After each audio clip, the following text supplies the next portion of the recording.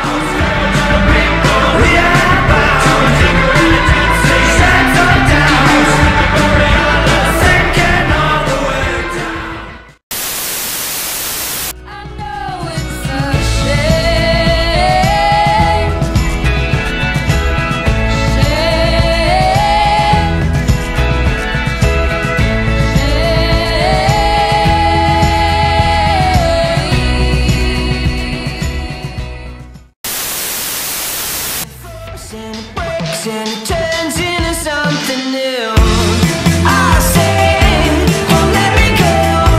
And you say, why can't we be friends? I once was in love before I knew you.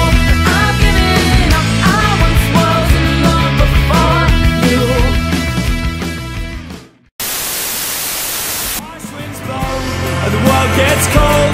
You can't trust kindness and you can't eat gold. I've got the 21st century survival blues, but to tell you the truth, I just need you. Never to forgive.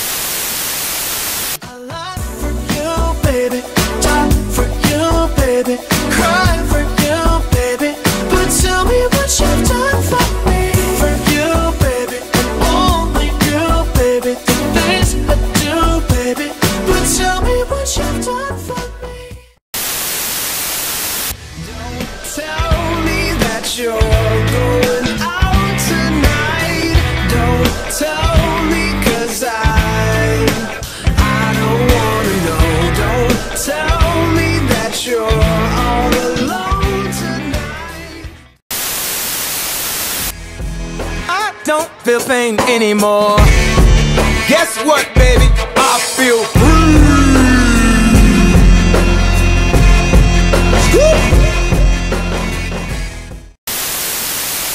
In my view, nothing's ever given away. I believe to advance then you must pay. In my view, love will never come my way. So when I leave, you'll be dancing on my grave.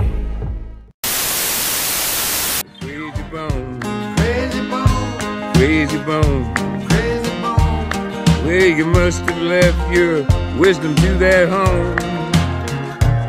If they knew what you was thinking, they'd run you out of Lincoln. Just blame it on that old crazy bone. We were never meant to make it last. Take my heart and rip it out my chest. No matter what you think you gotta do, don't throw salt on the wound. Sometimes I wonder if I'm out. The song's keeping you here now. Am I an anchor or just a rock you gotta drag around? Oh, drag around. Kicking you like to punch. I'm unhinged and you're undone. I'm not getting out of here alive. I brought a lemon to a knife fight. I brought a lemon to a knife fight. I know the good Lord called you up beyond. I guess what they say is true. 'Cause your absence makes this weary heart go fonder. Always ascending, the chord seems to cross, but I'm resolve. Never gonna resolve. Never gonna resolve. Never gonna resolve.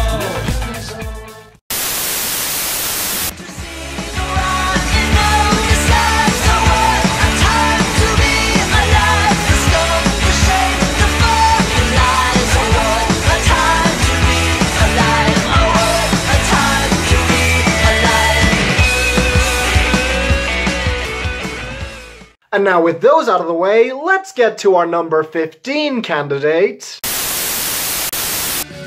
You never raised your hand. You never showed me you're inhuman. You understand.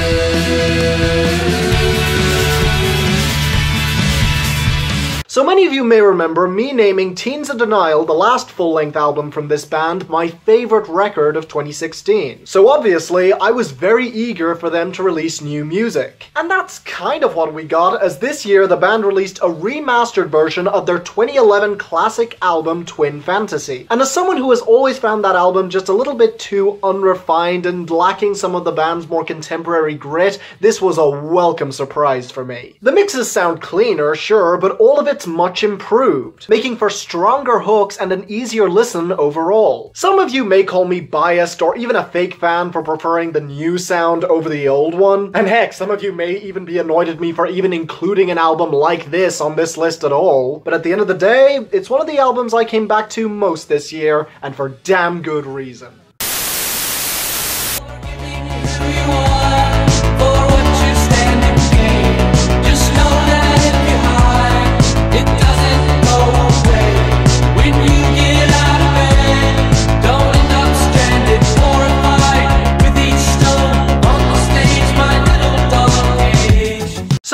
Car seat headrest, I had no expectations going into this, as I've never really been a massive fan of this beloved 2000s indie band. But Little Dark Age really snuck up on me and just kept calling me back for more listens. A weird blend of psychedelia and synth pop that ended up being one of the catchiest records that I've heard thus far this year. But behind that slick, rubbery, and insanely memorable and melodic sheen is a dark little project, reflecting on our twisted, messed up society and the little dark age age we find ourselves in today, ranging from commentary on double standards, our obsession with technology, power-hungry politicians, and of course, suicide and death in general. It's an uneasy project the first time you hear it, but it's also way too catchy and fascinating to turn away from. Definitely one of the biggest growers of this year for me, and certainly deserving of this spot on this list. And speaking of rock bands making ridiculously catchy albums while pivoting their sound in a completely different direction, I'll be on my best behavior. Next time we win, I'll be everybody's savior. Next time we win, darling, I'll be a saint. I'll be wrong when you're right. Keep my mouth shut, lips tight, bed from my toes to my hair. The next time we win. if you want incredibly catchy music that doesn't get political in the slightest, the Fratellis deliver here in spades. Many of you probably aren't as familiar with this band as you would be with other acts in the same vein like Franz Ferdinand or indeed MGMT, but with this release they prove that not only can they hold their own against those bands, they can possibly surpass them. Easily one of the most fun albums of this year, this project spans across a multitude of sounds. From indie, alternative, arena, and even psychedelic rock, with some of the catchiest hooks that you will hear this year. That's probably what's most impressive here, how memorable and sticky it is, where every single hook pops to a certain degree while still remaining well written and easily accessible. And the amazing thing is, practically all of it was mixed and mastered on one laptop. The first time the band has gone for more electronic production over the more organic style they usually go for. And while that should have resulted in a predictable kiss of death to their careers, it turned out to be the breath of fresh air that they so desperately needed to separate themselves from their peers. Fine work, gentlemen. This definitely gets my approval.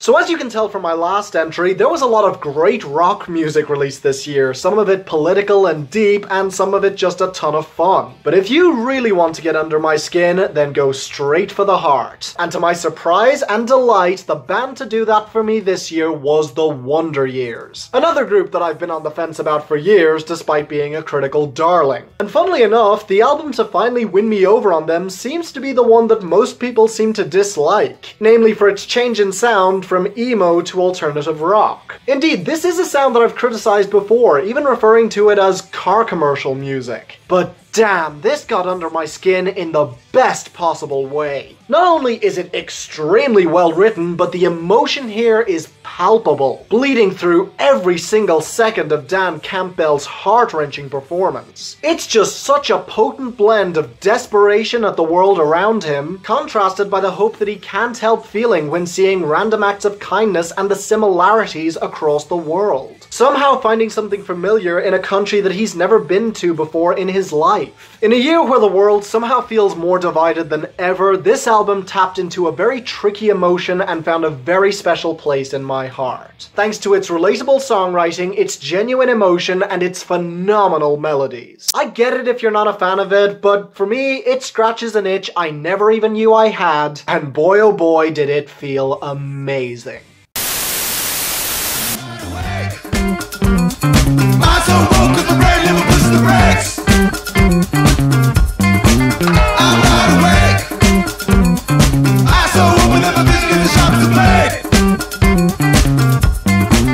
So if there was another band that I was really hoping would win me over these past few years, it was this one. Not that Parquet Courts has ever been a bad band, but there was always something missing from their music for me. Well, as it turns out, the piece that they may have been missing was producer Danger Mouse, who brings a tight, groove-heavy, yet scuzzy and rough edge to these tunes that I never could have predicted, but was so delighted to have. This is easily one of his best produced projects in years, and as for Parquet Courts, they definitely earned their indie cred. Of course, what helps are the lyrics, bringing some of the most nuanced political music that I've heard from a band in this vein in ages, especially considering they're still decidedly left-leaning. And say what you will about the left, but nuance isn't exactly something they're great at. And it's just so wonderful to hear a group tackle these subjects with this level of self-awareness. It's a great album that has won over many fans that were a little bit on the fence, and I am more than happy to admit that I was certainly one of them. Great job. If you know, you know. Yeah. If you know, you know. If you know, you know. This thing of ours, oh this thing of ours. A fraternity of drug dealers ringing off.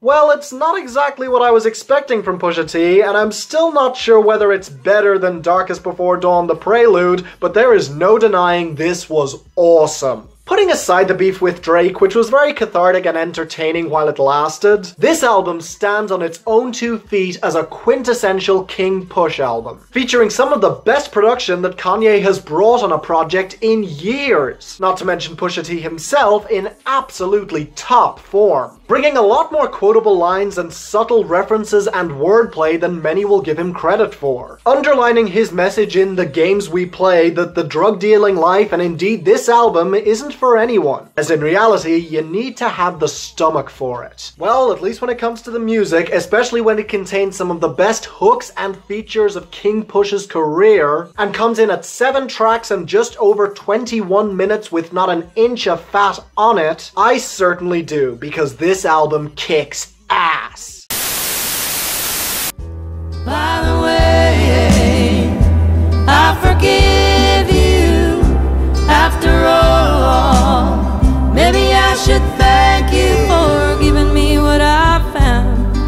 'Cause without you around, I've been doing just fine.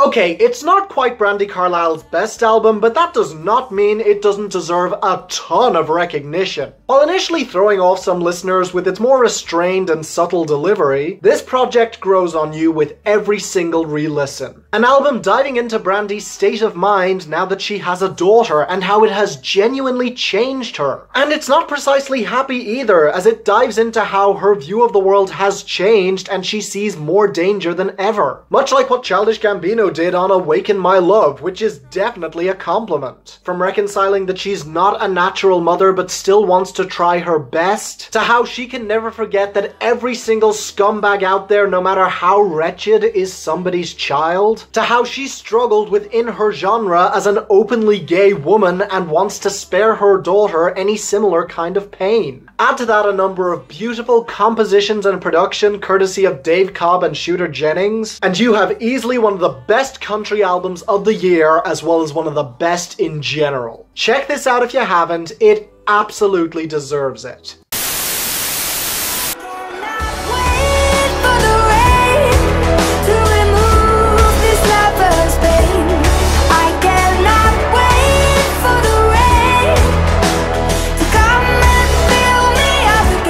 There was not an album this year that grew on me as much as this one. I was initially unsure how I felt about this much softer brand of synth-pop than I am usually used to. But as I discovered, the smaller sound made for a much larger picture, resulting in an absolutely gorgeous and melodic listen that just kept calling me back for more, and which is a lot more experimental than many will give it credit for. Not to mention Ray Morris herself, who is such a likable and potent performer, capable of delivering the emotions on these songs like few others could, as she follows in the vein of the XX by making music by introverts for introverts, struggling to interact with the world around them but still feeling a ton of empathy for those caught in the same position. Add to that the fact that this project was basically put together entirely by 2 people, and that I checked it out on a whim, having no idea how much it would grow on me, and you have easily the best pop album that I have heard so far in 2018. In a year when even churches kind of let me down with their studio release, I really did need this. Thank you so much, Ray Morris and Friars. I adore this.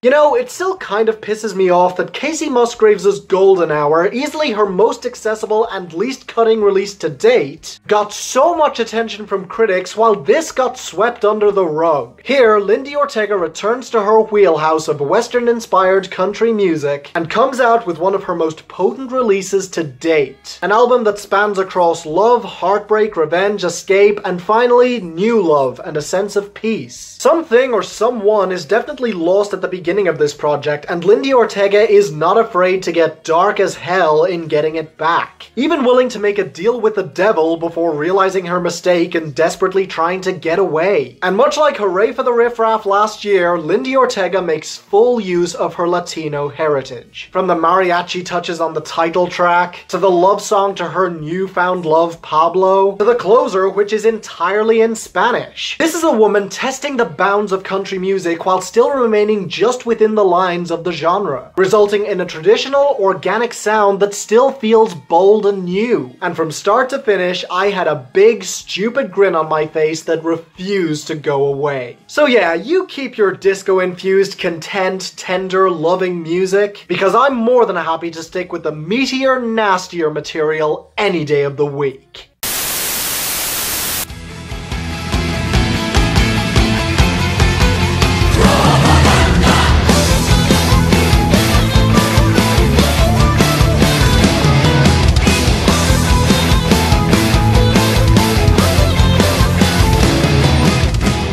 Metal music felt just a little bit too restrained and muted, even from the likes of Panopticon, this Israeli band came out of left field and delivered yet another classic project on my doorstep. This project marries Orphaned Land's naturally unique sound of progressive oriental death metal with Plato's allegory of the cave, and then uses clever parallels to tie it to our age. Comparing the unwillingness of the people trapped in the cave to learn about the outside world to our own ability to turn a blind eye to the atrocities of the world that make us uncomfortable to think about. Sure, it's over the top and fairly nihilistic, but damn is it clever, and boy does it sound epic. Even roping in features like Hansi Kirsch and Steve Hackett to drive the awesomeness up even higher, and hopefully earn them some much deserved attention along the way. Not enough people have heard this band or this album, so please fix that, because they deserve so much more attention. Whose bright idea was it to sharpen the knife? Just 20 minutes for the book outside.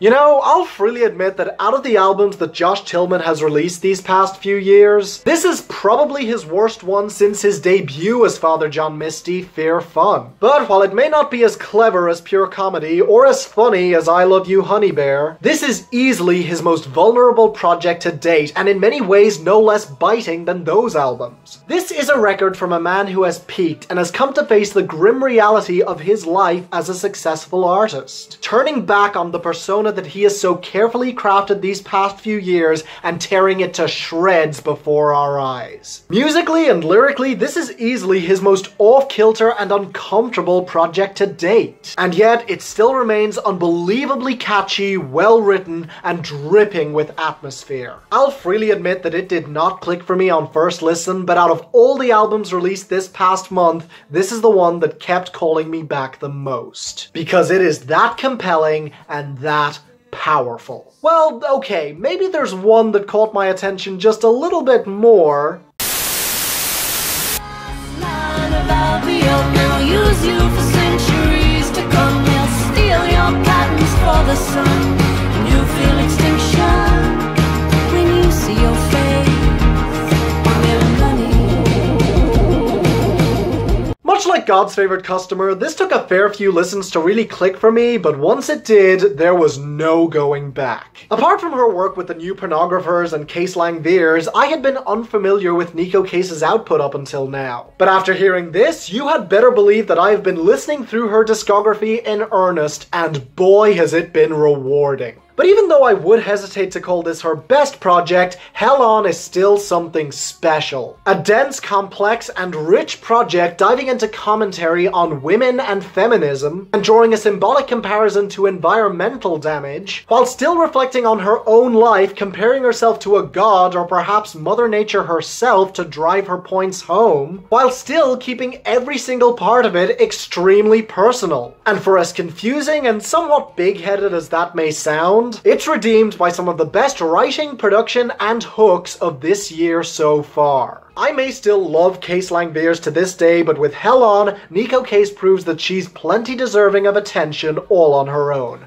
Great work.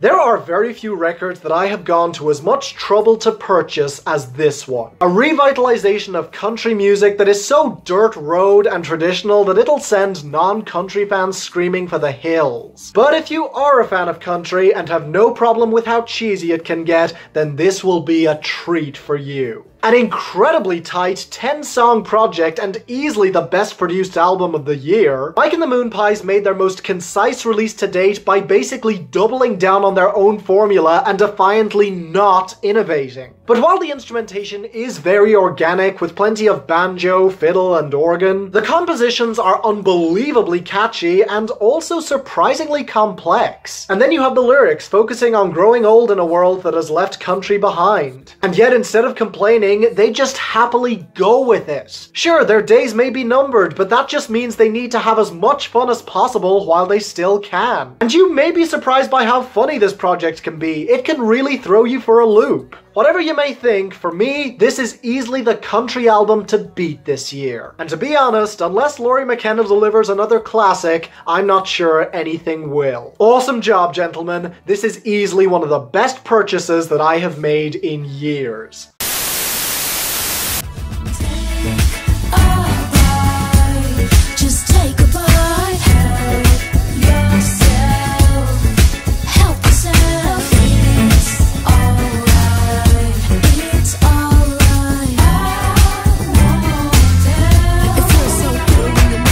Okay, when I was putting together my list of the most anticipated projects of 2018, I have no idea how I overlooked Janelle Monáe, who is easily one of the most talented and vibrant performers to emerge on the scene in the past few years. With her classic debut album, her phenomenal follow-up, and her really underrated debut EP, I have loved everything this woman has released so far, and Dirty Computer is no exception. While straying away from the space saga that characterized her past couple of releases, this album is much more a product of the times, reflecting on our obsession with technology and the virtual world as a whole. But it also manages to be an album about celebration, specifically the celebration of sex. It's basically looking to shock anyone remotely conservative or who would demonize the concept of sexuality. And while that may sound provocative, and yeah, it really is, it's surprising just how inspiring it turns out to be, even being Janelle's most personal release to date. On top of that, it's just so gorgeous and well produced. This entire project is so much fun. Not to mention how it borrows from a bunch of black music, from funk to hip-hop to gospel, while still pushing its sound in new directions with songs that sound downright futuristic. In short, it's a Janelle Monáe album, and as usual, it's absolutely fantastic. Thank you so much, Janelle Monáe. This is just another example of why you are one of my favorite artists working today.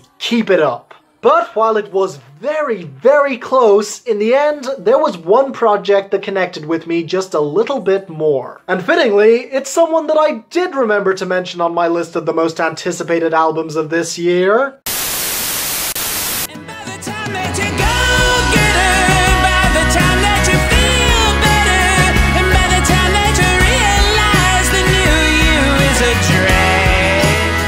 She'll be rolling in new love, and you'll be rolling on the exile rag. In a year where the Wombats, Churches, and even Casey Musgraves ended up disappointing me, the man to put them all to shame was Kyle Kraft, the criminally unknown talent of Sub Pop Records. I absolutely loved his debut album Dolls of Highland, so I was really excited to see what he would follow it up with. Turns out, I still wasn't giving him enough credit, as he took the classic glam rock worship of his last album to brand new heights, sharpening up his writing and actually making a point rather than the wild, unbridled fun that was his last release. Sure, the sound is still amazing, and the amount of quotable lines is frankly staggering, but the pictures he paints and the actual meaning behind the text is damn impressive this time round.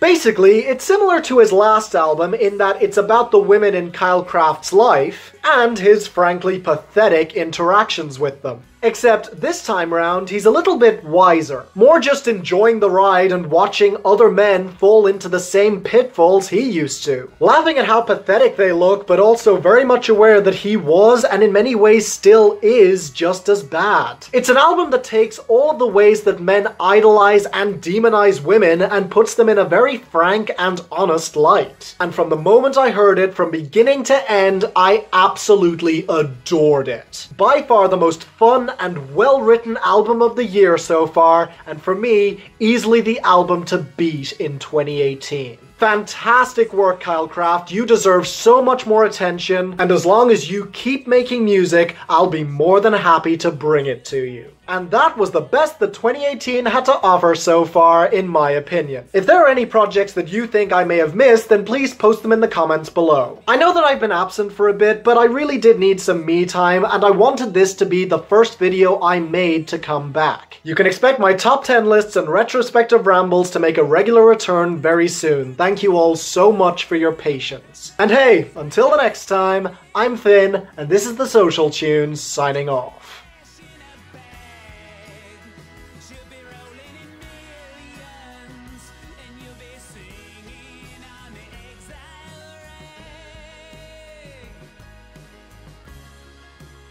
She'll be